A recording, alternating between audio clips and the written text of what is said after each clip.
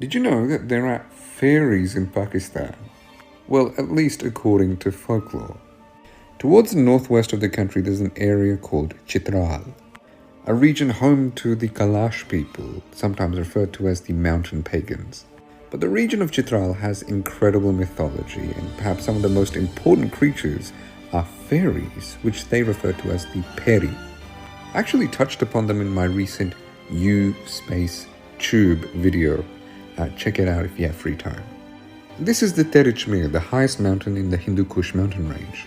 But the natives refer to it as Peristan, the land of fairies, as this is where the kingdom of fairies is supposed to be located. A native animal here is the markhor, and it's said that each herd of markhor is actually guarded by one of the Chitrali fairies. And to hunt a markhor, you must first gain the permission of a fairy that guards it.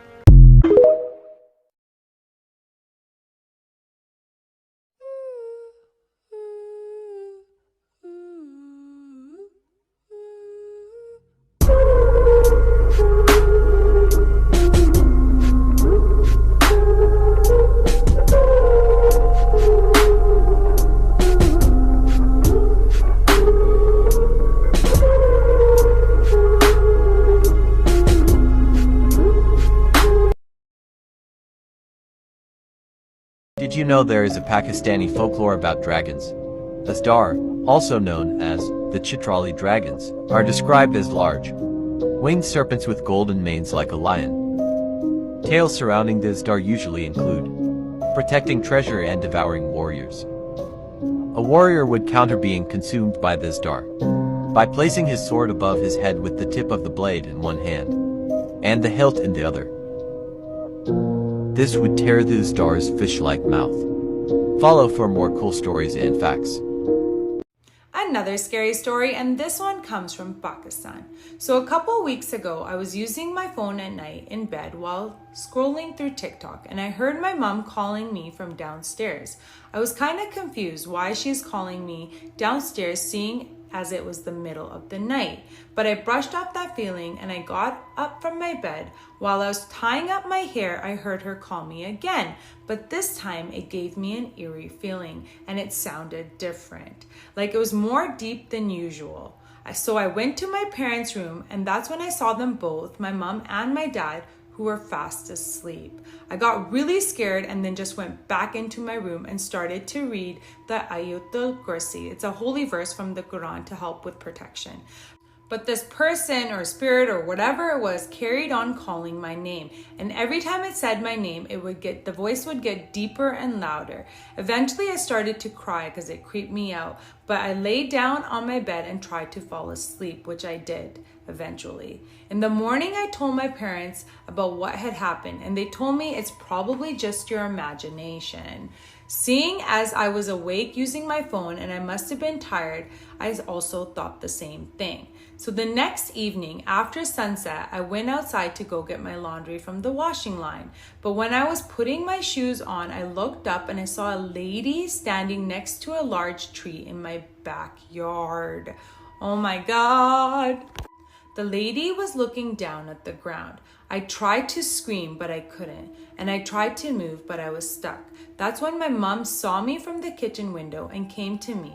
But the second my mom opened the door, the lady looked up at me, and that's when I saw her face. Her smile was from ear to ear, and her eyes were pitch black. She had then vanished out of thin air. I ended up fainting, and my mom took me inside, and when I woke up, I told them what had happened. They got really worried and went to an imam. That's an Islamic scholar, and he leads worshippers in prayer. And the same day he came to my house and got a nail and read the whole Quran and all sorts of du'as, which are prayers, on it, and he nailed it into the tree. That very night when we were all asleep, we heard all sorts of screaming and people shouting, "Help, help," or "Help us," and other types of screams. My whole family heard it and got very scared, but luckily it only lasted about 5 or 6 minutes. In the morning at about 8 a.m., we invited the imam over to our house, and he told us that he had done a bit of research and he found out that that tree that was in our backyard was a very big home to all sorts of jinns. Oh. I got very scared, but he said that they had all left now and that we were all safe now. But I am still so scared till this day, as if it would happen again. Anyways, send me more, guys. These are so good. Another scary story. Make sure you're tuning in for all these scary stories.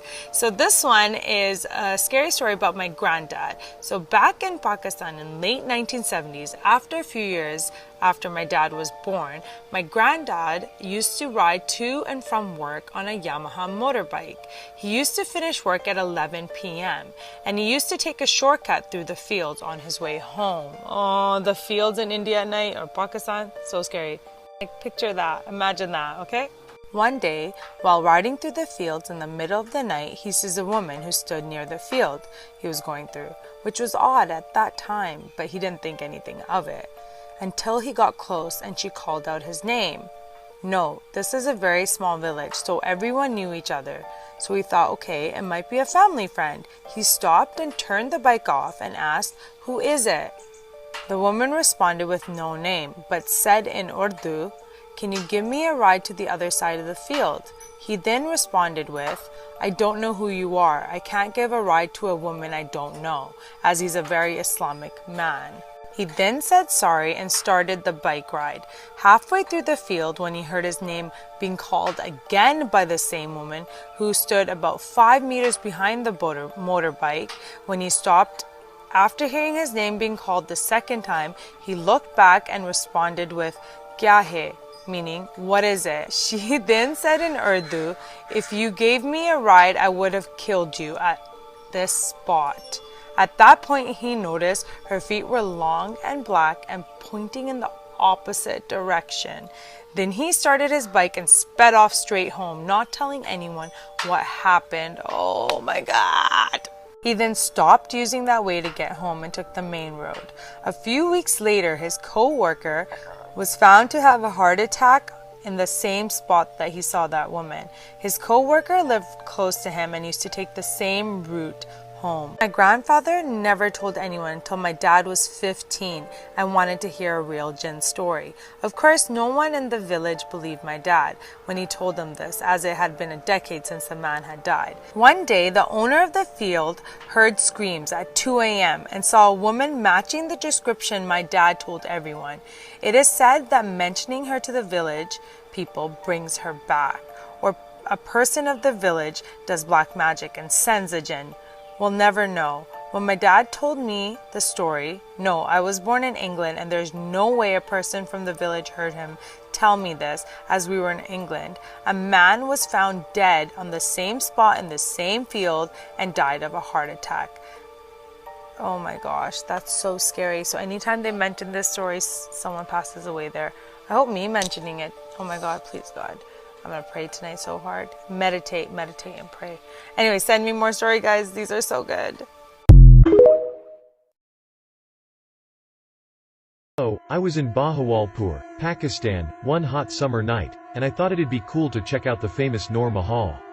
Everyone in town gossiped about the palace being haunted, and I was curious to see if the stories were true.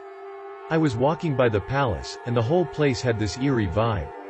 That's when I saw this woman standing in the shadows, wearing a traditional black shalwar kameez and a veil. Her eyes were super intense, and something about her just gave me the creeps. But I couldn't help myself, so I went up to her. In this freaky, almost ghostly voice, she asked me to help her find her lost son. I was scared, but for some reason, I followed her. She led me through the dark, overgrown gardens of the palace, and then, boom, she just disappeared. Freaked out, I bolted back to the main entrance where a security guard saw me looking all panicked. I told him about the woman, and he turned white as a sheet. He told me that I'd just met the palace's ghost, a lady who's been searching for her dead son for centuries and can't find peace. I couldn't believe it. I'd actually encountered the haunted Noor Mahal's ghost, and let me tell you, it was one of the scariest things I've ever experienced.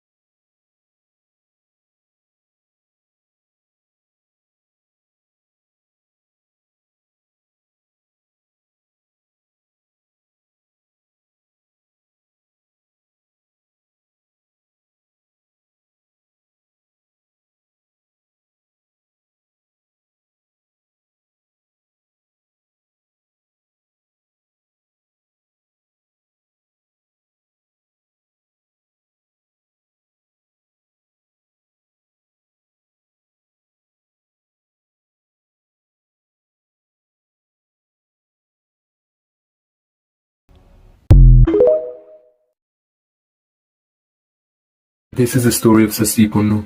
Sassi's father was a king, but when she was born, astrologers predicted that she would bring a curse to the family.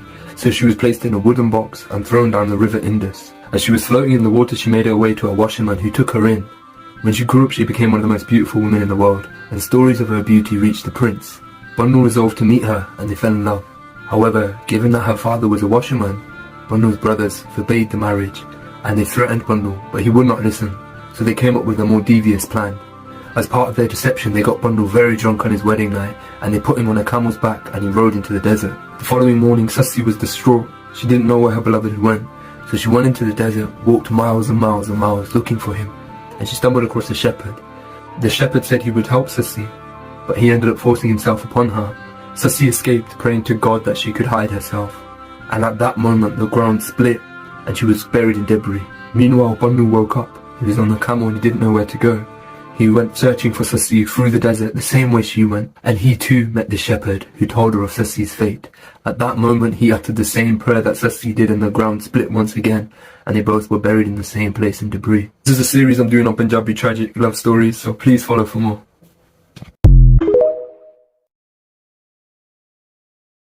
These are the most haunted places. Doppelganger. Pakistani paranormal investigators Chand Ali, Asad Khan, and Sherry Khan from the YouTube channel Wokiata Official are investigating an abandoned building that locals claim is severely haunted by a sinister entity. This entity is said to take on the shape of whoever enters the building, essentially becoming their doppelganger. As the three friends approach the structure, they begin to hear disturbing sounds coming from inside. In fact, the odd sounds make them a bit scared to even get closer. However, investigator Chand Ali finally dares to take a peek inside the building, and he sees something that chills him to his core. Does he capture it? What?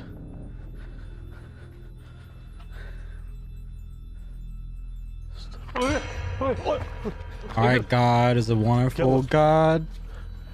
क्या हुआ? क्या देख लिया? वो इधर left side पे कोई चीज क्या देखा है यार? वो इतने कोई चीज खड़ी काले जी. Oh, ooh, that motherfucker leaning. I mean, Fat Joe in this bitch. A dark figure can be seen looking back at Chand as he takes a peek inside. Why am I watching this at midnight? He's shocked by what he has just witnessed and has to take a moment to catch his breath. And why I promise you guys. All three investigators, Chand Ali, Sherry Khan, and Asad Khan, decide to team up and all step back inside the building once again. Man had a glorious beard. God damn. Next makes their blood run cold. Getting chills, man. I don't like this. Cuidado, cuidado, cuidado, cuidado. There are three of them.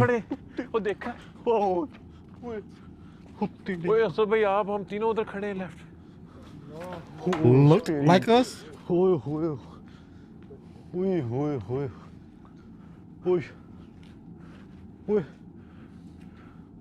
देखा? हाँ हाँ. Same यही अक्सर है.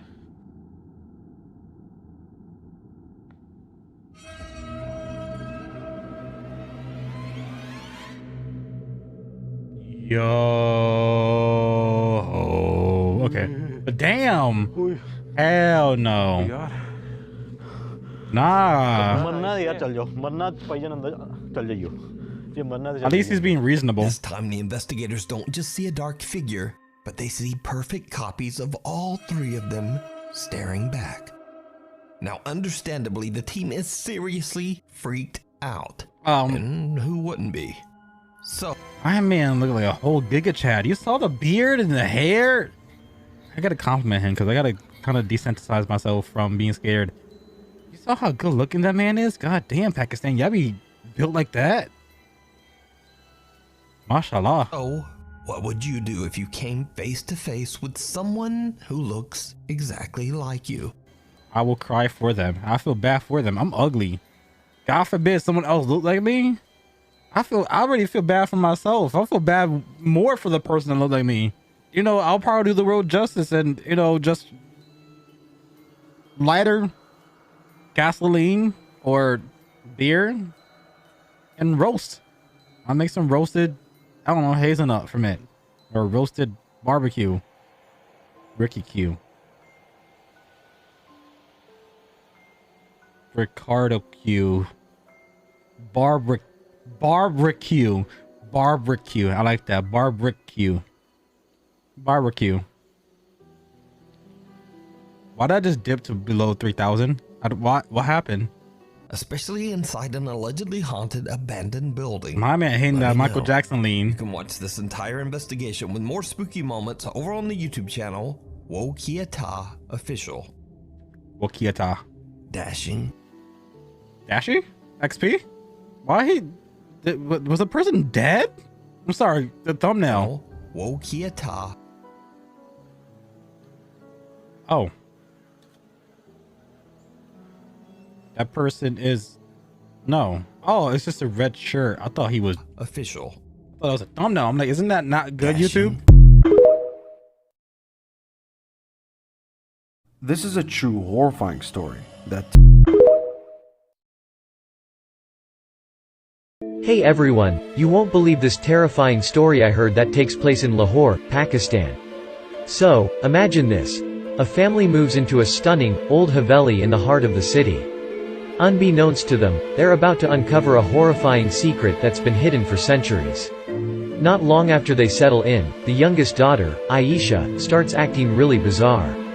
She speaks in chilling voices, displays superhuman strength, and even levitates off her bed at night. Her family is terrified, so they call a renowned exorcist to figure out what's happening. The exorcist arrives and delves into the Haveli's dark past. He discovers that a powerful jinn has possessed Aisha, and it's not just any jinn. It's the malevolent spirit of a long-dead sorcerer who once lived in the Haveli. The sorcerer had bound his soul to the Haveli, waiting for the chance to return to the living world. Now, the exorcist must perform a life or death exorcism to save Aisha and stop the sorcerer's evil plans. The family clings to their faith as they witness the exorcist's harrowing battle against the powerful spirit. Aisha's body contorts in unnatural ways, the room quakes, and the air is pierced by blood-curdling screams. Just when it seems like all hope is lost, the exorcist uncovers the sorcerer's true name, which grants him power over the wicked jinn. With a final, desperate effort, he banishes the sorcerer's spirit, freeing Aisha from the possession. But here's... These two men who live in Pakistan were sentenced to 13 years in prison, but you will not believe what they did. In 2012, two brothers who lived in Pakistan named Arif and Farman left their house late at night and snuck into a cemetery. It was around 1 a.m. when they had snuck into the cemetery, where they began to dig up a couple dead bodies from their graves. And for the next week, the two brothers consumed the dead bodies that they had dug up from their graves. The two brothers enjoyed what they had done. So for the next 2 years, up until 2014, the brothers decided to visit the graveyard once a week, where they would dig up a couple dead bodies and then consume them. But it wasn't until April of 2014, where the two brothers were caught by police having the corpse of a young kid's body in their house. When the two brothers had gotten caught by the police, they were sentenced to 12 years in prison, as cause the police had found over 150 bodies from the graveyard that they consumed. Morbid Facts, Part 55. When she was 16 years old, Annalise Michaels started eating her own hands and drinking her own urine while suffering from seizures and delusions. But her devout Christian family denied medical reasoning and instead blamed the devil. She underwent 67 exorcisms and weighed less than 70 pounds by the time of her negligent death.